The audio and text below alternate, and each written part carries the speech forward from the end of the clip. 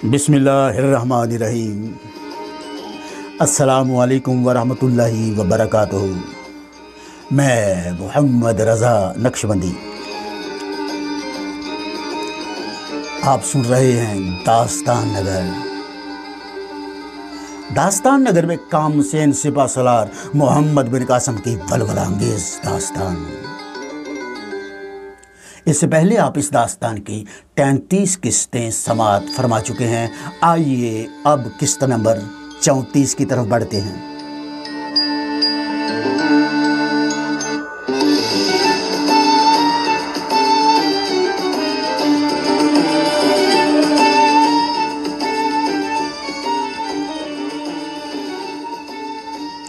मोहम्मद बिन कासिम ने कस्बाए दार से आने वाले हर हिंदू को कलमा पढ़ाकर सबको मुसलमान किया।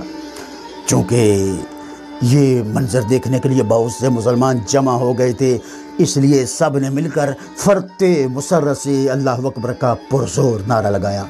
अब मोहम्मद बिन कासिम ने कहा, मज़हब इस्लाम में ये कायदा है कि जो शख्स मुसलमान हो जाता है वो सारी दुनिया के मुसलमानों का भाई बन जाता है। अब तो हमारे वायसराय हज्जाज और आला हज़रत खलीफतुल मुस्लिमीन वलीद के भाई बन गए। अब जो हमसे काम लेना है, हमारे लायक खिदमत बताएं, हम आपकी कैसे खिदमत कर सकते हैं। हम हर तरह से आपकी खिदमत के लिए हाज़िर हैं। कसका कहने लगा, हम अपनी खिदमत नहीं करवाना चाहते, बल्कि अब हम इस्लाम और मुसलमानों की खिदमत करने के लिए तैयार हैं। जज़ाकल्लाह जज़ाकल्लाह। मोहम्मद बिन कासिम ने कहा, क्या आप एक बात बता देंगे? कसका कहने लगा, जी हुजूर पूछिए, ज़रूर बताऊंगा। मोहम्मद बिन कासिम कहने लगा, किस बात ने आपको मुसलमान होने पर आमादा किया? कसका ने जवाब दिया कि दाहर के मज़ालिम ने, वो मगरूर भी है और जालिम भी, और उसके हुक्म से उसके लश्कर ने हमारे कस्बा में पहुंचकर हमारे तमाम गल्ला पर कब्जा कर लिया। मैंने हर चंद उनको मना किया, लेकिन वो ना माने। मैं दाहर के पास गया, उसके पास मैंने जाके शिकायत की। दाहर ने कहा, यहाँ हम लड़ने के लिए आए हैं, क्या तुम हमारे लश्कर के लिए रसद भी नहीं दे सकते? मैंने कहा, जिस कदर गल्ला कस्बा वालों की ज़रूरत से ज़्यादा हो जनाब वो ले लीजिए। लेकिन वो ना माना। उसने मुझे दरबार से धक्के देकर निकलवा दिया। ये मेरी बड़ी ज़बरदस्त तौहीन थी। गमे गैरत से मैं इस तौहीन को बर्दाश्त न कर सका, और उसी वक़्त मैंने दिल में इरादा कर लिया कि ऐसे मज़हब को ही छोड़ देना चाहिए जिसके परस्तार मानने वाले ज़ालिम हों। चुनाचे मैंने आपकी खिदमत में होकर इस्लाम के दामन को पकड़ने का फ़ैसला किया था। मोहम्मद बिन कासिम कहने लगा, बस अल्लाह ताला ने तुमको हिदायत देना थी, इसलिए ये बहाना बना दिया। कसका कहने लगा, हुजूर यही बात है, अब मैं दाहर से इंतकाम लेना चाहता हूँ। मोहम्मद बिन कासिम ने कहा कि उसने 2 दिन के लिए इल्तवाए जंग की दरख्वास्त की थी। आज दूसरा दिन है, कल इंशाअल्लाह जंग होगी। तुम हमारे साथ रहकर उससे और उसके लश्कर से खूब इंतकाम लेना। कसका कहने लगा, निहायत मुनासिब, लेकिन अगर आप मुनासिब समझें तो कुछ लश्कर मेरे साथ कर दें और मैं रात की तारीकी में इस लश्कर को लेकर दाहर के पुश्त की तरफ निकल जाऊं। सुबह जब जंग शुरू हो तो मैं उस तरफ से अचानक हमला कर दूं। इब्ने कासिम ने कहा, राय तो तुम्हारी माकूल है। अच्छा ये बताओ, तुम्हें किस कदर लश्कर दिया जाए, कितने लोग तुम्हारे साथ किए जाएं? कसका कहने लगा, कम अज़ कम 1000। इब्ने कासिम ने कहा, बहुत अच्छा, ठीक है। मोहम्मद बिन कासिम ने उसी वक़्त मर्दान बिन असहम यमनी और तमीम बिन जैद हबशी को हिदायत कर दी कि फ़ौरन खाना खाकर 1000 लश्कर लेकर कैंप से बाहर शमाल की तरफ खड़े हो जाएं। दोनों अफसर सलाम करके चले गए। मोहम्मद बिन कासिम ने इन हिंदुओं को जो मुसलमान हो चुके थे खाना खिलवाया, और इशा की नमाज के बाद उन्हें हमरा लेकर शमाल की तरफ पहुंचा। यहाँ मर्दान और तमीम 1000 लश्कर लिए खड़े थे। इब्ने कासिम ने कहा, इस्लामी शेरों, अपने भाइयों के हमरा जाओ। ये जो भी कहें और जिस तरह से ये करें, इसी तरह तुम करो, इनकी बात मानो। गोया तुम पर अब इनकी अताअत फ़र्ज़ है। जाओ, मैंने तुम्हें اللہ کے سپرد کیا۔ قسکار اس کے ساتھی یہ بات سن کر نہایت مسرور ہوئے اور وہ اسلامی لشکر کے ساتھ شمال کی طرف روانہ ہو گئے۔ دوسرے دن آفتاب طلوع ہوتے ہی راجہ داہر نے لشکر کو تیار ہو کر میدان کارزار میں پہنچنے کا حکم دیا۔ چنانچہ لشکر مسلح ہو کر میدان کارزار میں جا کر صف بستہ ہونے لگا۔ مسلمان بھی صبح کی نماز پڑھتے ہی تیار ہو کر میدان میں آنے اور اپنی صفیں مرتب کرنے لگے۔ داہر نے چند ایک نجومیوں کو بلایا اور کہا، آج میں خود لڑنا چاہتا ہوں، تم جوتش اور نجوم کے ذریعہ سے یہ دیکھو کہ فتح مسلمانوں کی ہوگی یا میری۔ جوتشیوں نے پوتھیاں کھول کھول کر حساب لگانا شروع کر دیا۔ کئی دفعہ حساب لگایا، آپس میں سرگوشیاں کی اور خاموش ہو کر بیٹھ گئے۔ راجہ داہر نے دریافت کیا، بتاؤ تمہارے علم نے تمہیں کیا جواب دیا ہے؟ ایک جوتشی کہنے لگا، حضور مناسب یہ ہے کہ آپ اس بات کو دریافت ہی نہ کریں اور دیوتاؤں کا نام لے کر لڑائی کے لیے تشریف لے جائیں۔ داہر کہنے لگا، نہیں میں بغیر دریافت کیے نہ جاؤں گا، تم ایک مرتبہ اور حساب لگاؤ اور پھر مجھے بتاؤ۔ جوتشیوں نے پھر پوتھیاں دیکھی، حساب لگائے، پھر سرگوشیاں کی اور نتیجہ وہی ڈھاکے تین پات، خاموش ہو کے بیٹھ گئے۔ داہر کو غصہ آیا، اس نے بگڑتے ہوئے کہا، میری سمجھ میں نہیں آتا کہ تم خاموش کیوں ہو جاتے ہو، بولو تمہارا علم کیا کہتا ہے؟ ایک جوتشی نے کہا، مہاراج زہرہ آپ کے سامنے ہے اور عربوں کے پیچھے۔ داہر نے پوچھا، اس کا کیا مطلب ہے؟ جوتشی کہنے لگا، حضور اس کا یہ اثر ہے کہ زہرہ جس کی پشت پر ہوتا ہے اسے فتح یاب کر دیتا ہے۔ داہر کہنے لگا، گویا عربوں کی فتح ہوگی؟ جوتشی نے جواب دیا، جی ہاں، ہمارا علم یہی بتاتا ہے۔ داہر نے ناراض ہو کر کہا، بدبختو یہی کہنا چاہیے تھا تمہیں۔ جوتشیوں نے ہاتھ جوڑ کر کہا، داتا ہم تو پہلے ہی سے کچھ نہ کہتے تھے، آپ نے کہلوایا تو ہم بولے، ہم تو خاموش تھے۔ اور داہر بولا کہ جب بات کہی تو کی بھی ایسی بادشگونی کی بات، اچھا میں تم سب کو قتل کرائے دیتا ہوں۔ تمام جوتشی کانپ گئے، لیکن ایک بوڑھے نے کہا، مہاراج اس کا ایک ہی بدل ہے۔ داہر نے پوچھا، کیا؟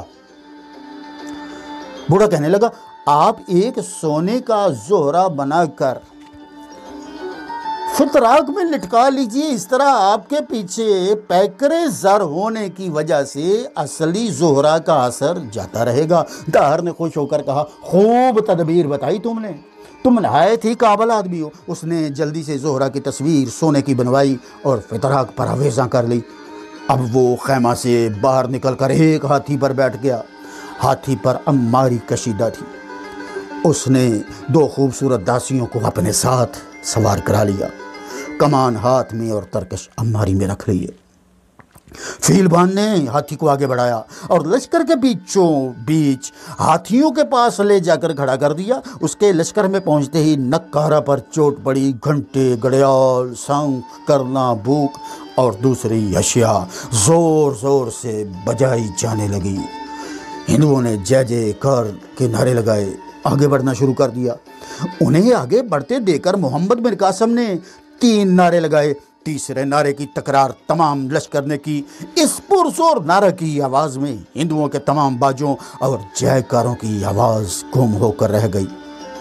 آج 10 رمضان المبارک 93 ہجری تمام مسلمان روزہ سے، اور چونکہ راجہ داہر نے اپنے تمام لشکر کے ساتھ حملہ کیا تھا، اس لیے تمام مسلمان بھی آج میدان کارزار میں پہنچ چکے تھے۔ میمنہ پر محمد اسلم، ذکوان، بدر جمال اور میسرہ پر حسن، عبد الرحمن، عجل اور ساکہ پر مجاشع اور سفیان البروق، اور زلائیہ پر خبیب اور زلائیہ پر خریم، نبانہ، عبد القیس اور قلب میں خود محمد بن قاسم اور حمید مقرر ہوئے۔ محمد بن قاسم اپنے تمام لشکر کی 5 صفیں کر کے ہر صف کو دور تک پھیلا رہا تھا، یہاں تک کہ میمنہ والوں کو میسرا والے نظر نہ آتے تھے۔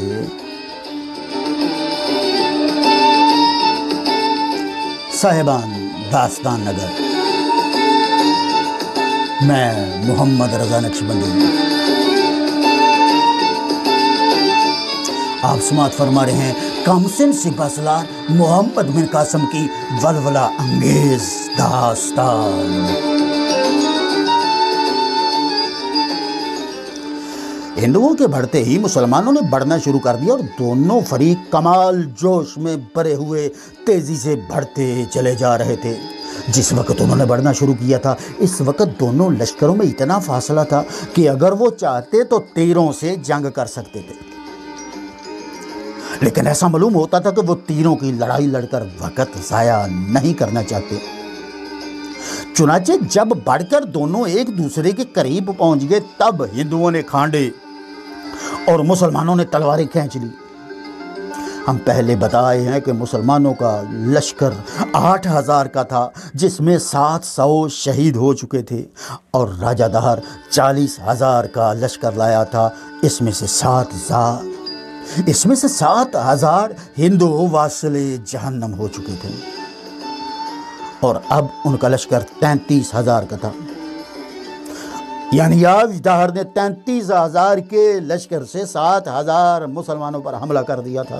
وہ چاہتا تھا کہ اس عظیم و شان لشکر سے مٹھی بھر مسلمانوں کو کچل کر رکھ دے، مسل کر رکھ دے۔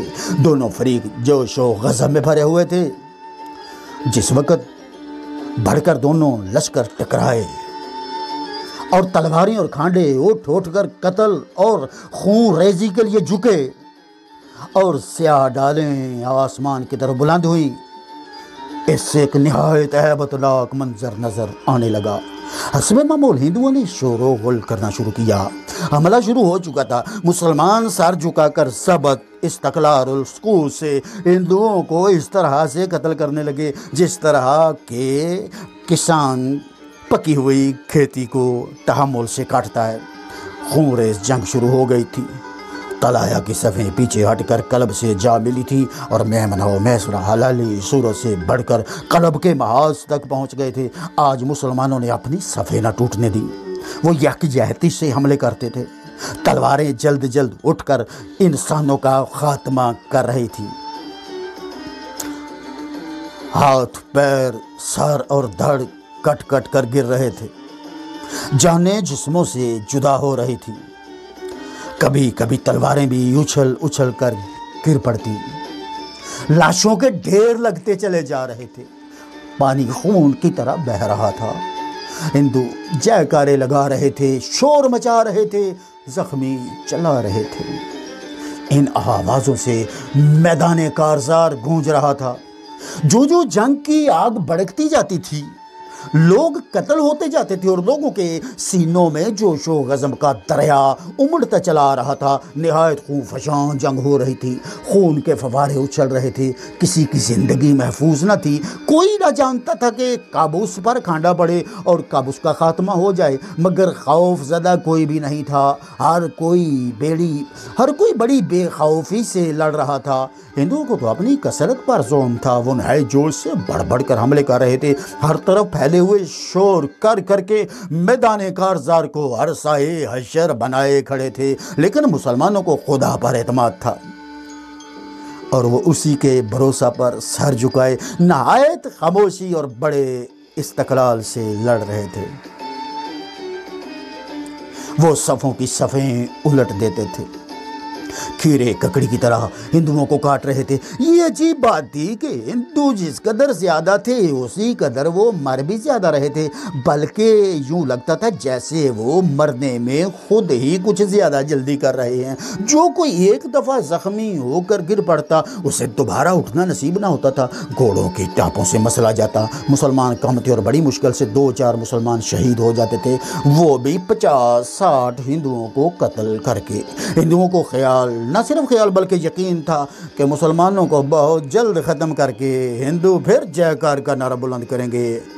لیکن جب لڑائی میں طول کھینچا تب انہیں معلوم ہوا کہ مسلمان کچھ تر نوالا نہیں ہیں کہ انہیں آسانی سے نگلا جا سکے۔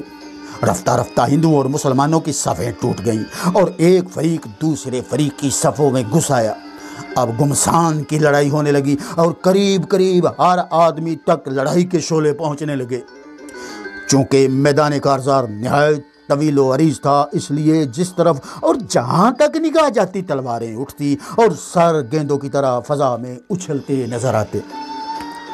ہندو پورے جوش سے لڑ رہے تھے، ان کے چوڑے چوڑے کھانڈے نہایت تیزی سے چل رہے تھے اور وہ پوری قوت سے حملے کر رہے تھے، ہر طرف بکھرے ہوئے کمال دلیری سے لڑ رہے تھے، لیکن ان کی جرت اور ان کا جوش کچھ بھی کام نہیں آ رہا تھا۔ وہ جھپٹ جھپٹ کر حملے کر رہے تھے، مسلمان انہیں تلواروں کی باڑ پر رکھ لیتے تھے اور وہ کچھ قتل ہو جاتے، کچھ گھبرا کر پیچھے ہٹ جاتے۔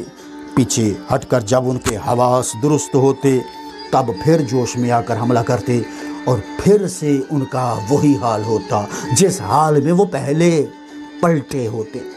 انہیں اس بات پر بڑا غصہ آ رہا تھا کہ مسلمان مار تو رہے تھے اور خود نہیں مر رہے تھے، یا اگر مرتے تھے تو اس قدر کم کہ مرتے ہوئے بھی معلوم نہ ہوتے تھے۔ حقیقت بھی یہی ہے کہ مسلمان کچھ ایسے جوش سے لڑ رہے تھے جس گروہ، جس غول اور جس صف پر حملہ کرتے اس کا خاتمہ ہی کر کے چھوڑتے، اور جب ان پر حملہ کیا جاتا تو شیروں کی طرح ڈٹ کر روک کر حملہ آوروں کو چیر پھاڑ ڈالتے تھے۔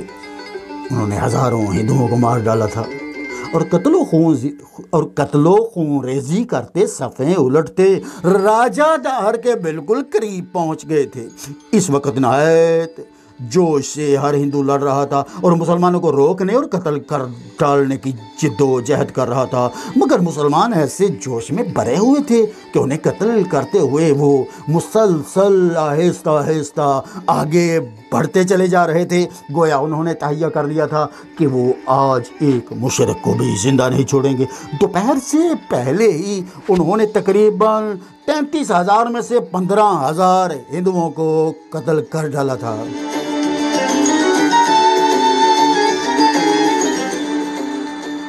جنگ کے شعلے اس قدر بلند ہو رہے تھے کہ ہندو اور مسلمان دونوں ہی اس کی لپیٹ میں آ کر اپنی اپنی ہستیاں تک بھول چکے تھے۔ یوں تو ہر مسلمان بڑے جوش سے لڑ رہا تھا، مگر ہر دستہ کا سردار کمال فنون جنگ سے آگے بڑھ رہا تھا، خصوصاً محمد اسلم جھپٹ جھپٹ کر حملے کر رہا تھا۔ پلٹنا جھپٹنا، جھپٹ کر پلٹنا لہو گرم رکھنے کا ہے ایک بہانہ، اور ہر حملہ میں محمد اسلم ضرور 1 2 3 4 کافروں کو مار ڈالتا۔ بدر جمال اگرچہ اسی جوش سے لڑ رہا تھا جس جوش سے محمد اسلم لڑ رہا تھا، مگر وہ نازک تھا اور نزاکت کی وجہ سے جلد حملے نہیں کر سکتا تھا، لیکن مقدور بر جنگ ضرور کر رہا تھا، مگر وہ زیادہ تر محمد اسلم کی حفاظت میں مصروف تھا۔ جب محمد اسلم بڑھ کر حملہ کرتا تو وہ اس کے پیچھے دوڑتا، اور جب کوئی ہندو اس پر حملہ کرنا چاہتا تو وہ اسلم کے لیے ڈھال بن جاتا اور ہندو کو قتل کر ڈالتا۔ محمد بن قاسم بہت ہی جوش سے بھر کر لڑ رہا تھا، وہ گھوڑا بڑھا کر کبھی اس طرف کبھی اس طرف کبھی سامنے، اور ہر حملہ میں 1 2 سواروں کو ضرور قتل کر ڈالتا۔ وہ جوان تھا، نوجوان نہیں بلکہ کم سن، اس کا چہرہ جوش شجاعت سے سرخ ہو رہا تھا، وہ بڑی پھرتی اور بڑی دلیری سے حملے کر رہا تھا۔ وہ بڑی دلیری سے حملے کر رہا تھا اور ہر حملے میں اپنی بہادری کی دھاک دشمن پر بڑھا کر پلٹتا تھا۔ اس کی تلوار جس کے سر پر پڑتی، سر سے سینہ تک چیرتی اترتی چلی جاتی۔ چونکہ صبح سے لڑتے لڑتے یہ وقت آ گیا تھا اور لڑائی میں مشقت زیادہ کرنا پڑتی ہے، اس لیے اسے پیاس محسوس ہونے لگی۔ اس قدر خشکی بڑھی کہ لبوں پر پپڑیاں جم گئی۔ اس کے قریب ہی اس کا غلام ساکی بھی لڑ رہا تھا۔ ایک دفعہ جب محمد بن قاسم غلام کے قریب پہنچا تو اس نے کہا، ساکی پانی ہے؟ ساکی نے اس کی طرف جھکتے ہوئے کہا، یا سیدی آج تو آپ کا روزہ ہے۔ محمد بن قاسم کو لڑتے ہوئے یاد ہی نہ رہا کہ رمضان المبارک کا مہینہ ہے، 10 رمضان ہے اور تمام مسلمان آج روزے سے ہیں۔ اس نے کہا، باخدا مجھے خیال ہی نہ رہا، اللہ معاف کرے کہ میں نے رمضان شریف میں دن کے وقت پانی مانگا۔ یہ کہہ کر وہ پھر جنگ میں مشغول ہو گیا۔ صاحبان، اگر ہم ہر سردار کی کہانی مفصل بیان کرنا چاہیں تو بہت لمبا بیان ہو جائے گا۔ بس یہ سمجھ لیجئے کہ ہر مجاہد، سپاہی، ہر سردار، غرض کے ہر مسلمان جہاں بھی تھا نہایت بہادری سے لڑ رہا تھا، جبکہ آتش جنگ نہایت تیزی سے بھڑک رہی تھی اور ہر آدمی مصروف جنگ تھا۔ دفعتاً ہندوؤں کی پشت کی طرف سے ایک زوردار آواز بلند ہوئی، نعرہ تکبیر، اللہ اکبر۔